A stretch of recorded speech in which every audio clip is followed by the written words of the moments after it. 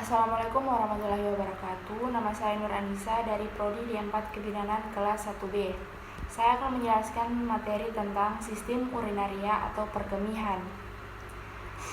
Sistem urinaria yaitu suatu sistem di mana terjadinya proses penyaringan darah sehingga darah bebas dari zat-zat yang tidak dipergunakan oleh tubuh dan menyerap zat-zat yang masih dipergunakan oleh tubuh. Zat-zat yang tidak dipergunakan oleh tubuh larut dalam air dan dikeluarkan berupa urin atau air kemih. Susunan sistem urinaria yang pertama yaitu ginjal, ureter, vesika urinaria atau kandung kemih, dan uretra. Ginjal terletak di bagian belakang dari cavum abdominalis, di belakang peritoneum pada kedua sisi kolumna vertebra lumbalis, melekat langsung pada dinding belakang abdomen. Ginjal kanan sedikit lebih rendah dari ginjal kiri. Kutub atas ginjal kanan terletak setinggi kosta ke-12. Kutub atas ginjal kiri terletak setinggi kosta ke-11. Bentuknya seperti biji kacang. Jumlahnya 2 BH kiri dan kanan. Ginjal kiri lebih besar dari ginjal kanan. Pada orang dewasa, panjang 12-13 cm dan berat sekitar 120-150 gram. Warnanya ungu tua, terdiri dari korteks sebelah luar dan medula sebelah dalam, tersusun atas 15-16 massa berbentuk piramid yang disebut piramis ginjal. Puncaknya mengarah ke hilum, berakhir di kalises. Struktur halus ginjal terdiri atas banyak nefron yang berjumlah 1 juta nefron setiap ginjal. Ginjal memiliki fungsi sebagai berikut. 1. Pengeluaran zat-zat toksin atau racun. 2. Mempertahankan keseimbangan cairan. Lalu mempertahankan keseimbangan kadar asam dan basa dari cairan tubuh. Mempertahankan keseimbangan garam-garam dan zat-zat lain dalam tubuh. Dan yang terakhir yaitu mengeluarkan sisa-sisa metabolisme hasil akhir dari protein ureum, kreatinin, dan amoniak. Ureter merupakan saluran yang panjangnya kurang lebih 25-30 cm, penampang kurang lebih 0,5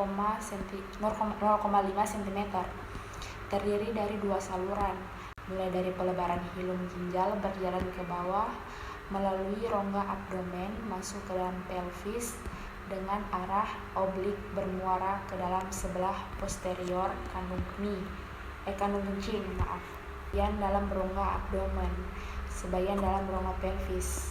Lapisan dinding ureter terdiri dari 1.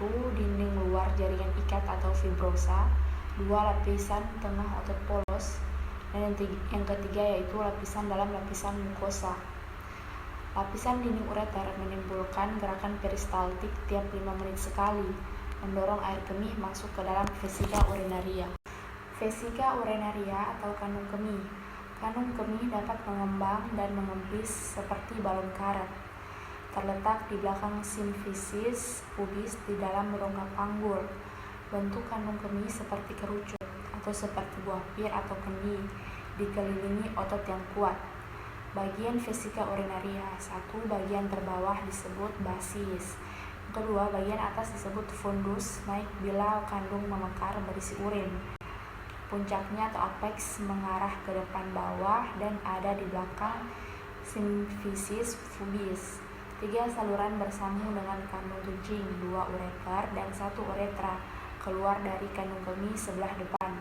Daerah segitiga antara 2 lubang ureter dan uretra disebut segitiga kandung kencing atau trigonum vesica urinarius. Lapisan fibrosa yang menembus tulang pubis ke bagian penis panjang kurang lebih 20 cm. Uretra pada laki-laki terdiri dari uretra prostatia, uretra membranosa, dan uretra cavernosa.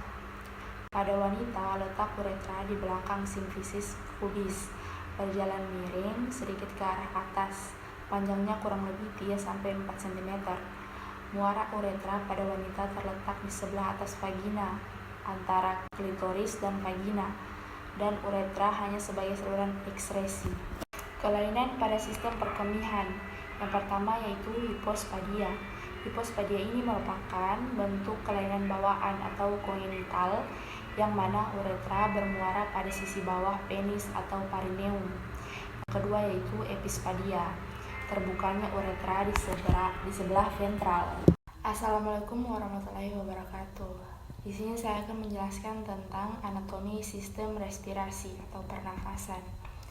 Sistem respirasi atau pernafasan adalah peristiwa menghirup udara yang disebut dengan inspirasi dari luar yang mengandung O2 ke dalam tubuh, mengembuskan udara atau ekspirasi yang mengandung CO2 atau karbon dioksida sebagai sisa dari oksidasi keluar dari tubuh. Guna dari pernafasan yaitu mengambil O2, kemudian dibawa oleh darah ke seluruh tubuh untuk mengadakan pembakaran. Lalu mengeluarkan CO2 sebagai sisa pembakaran dibawa oleh darah ke paru-paru untuk dibuang. Dan yang terakhir yaitu menghangatkan dan melembabkan udara. Organ-organ pernafasan yaitu hidung, lalu tekak, lalu pangkal tenggorok, batang tenggorok, cabang bronkus, dan gelembung paru. Fisiologi pernafasan yang pertama yaitu pernafasan paru-paru atau pernafasan pulmoner, merupakan pertukaran oksigen dan karbon dioksida yang terjadi di paru-paru. Pernafasan melalui paru-paru atau pernafasan eksternal, O2, mulut dan hidung, faring, laring, trakea sampai alveoli berhubung dengan darah dalam kapiler pulmoner.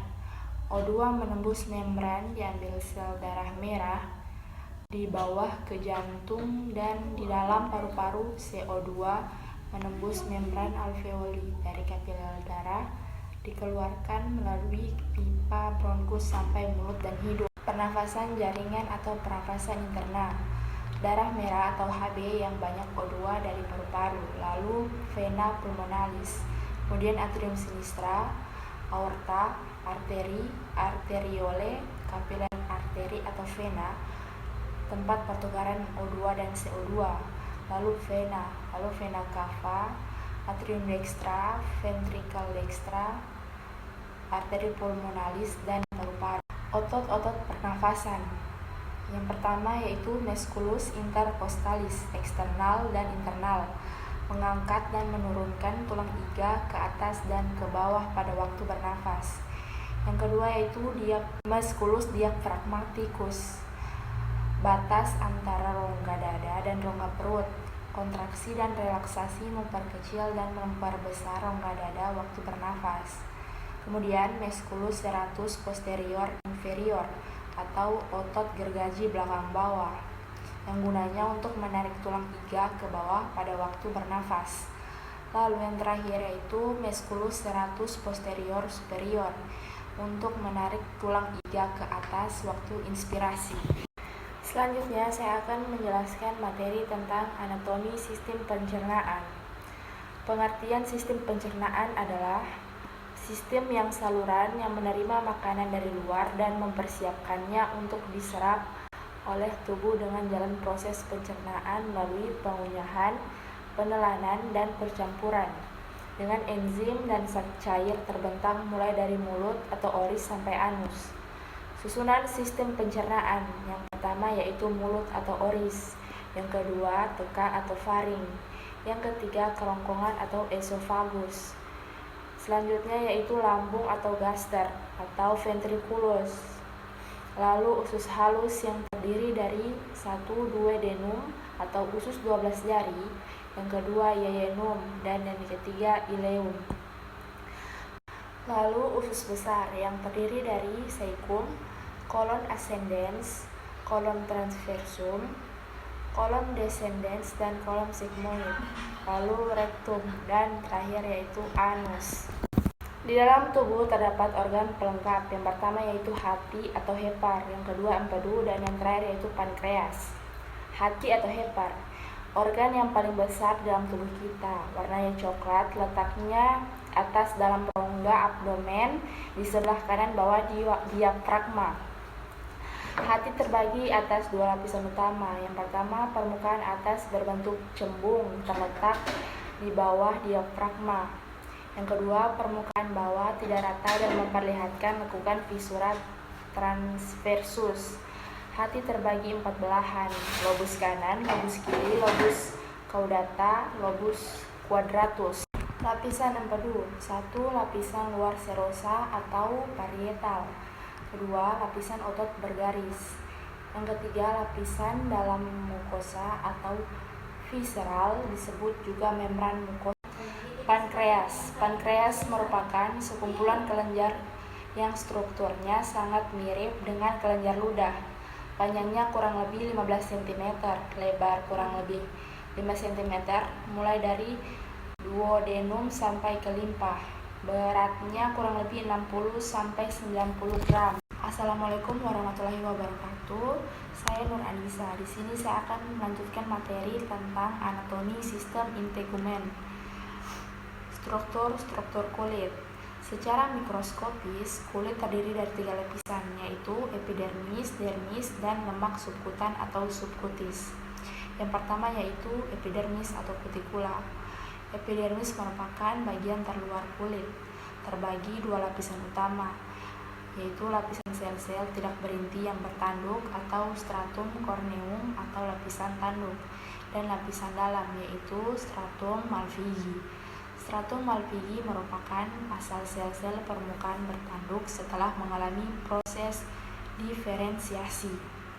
Stratum corneum selnya tipis, datar, tidak mempunyai inti sel seperti sisik dan terus-menerus dilepaskan. Stratum malpighi terdiri dari stratum granulosum, stratum spinosum, dan lapisan sel basal atau stratum germinativatum. Stratum granulosum terletak tepat di bawah stratum corneum. Terdapat hanya 2-3 lapis sel sejajar dengan permukaan kulit, mempunyai fungsi dalam pembentukan protein dan ikatan-ikatan kimia, seperti korneum. Sel-selnya bentuknya poligonal atau banyak sudut dan mempunyai tanduk. Disebut akanthosum, sel-selnya berduri. Lapisan sel basal atau stratum germinativum merupakan batas terbawah daripada epidermis dengan dermis. Sebagian besar terdiri dari sel-sel epidermis yang tidak berdiferensiasi yang terus-menerus mengalami mitosis, memperbaharui epidermis. Bentuknya silinder atau tabung dengan inti yang lonjong. Di dalamnya terdapat butir-butir halus disebut butir melanin warna. Bila sel ini bermitosis, salah satu sel anak akan tetap di lapisan basal untuk kemudian membelah lagi. Sedangkan sel yang lain bermigrasi ke atas menuju sel spinosum. Sel epidermis utama yang berdiferensiasi adalah keratinosit, membentuk keratin, suatu protein fibrosa.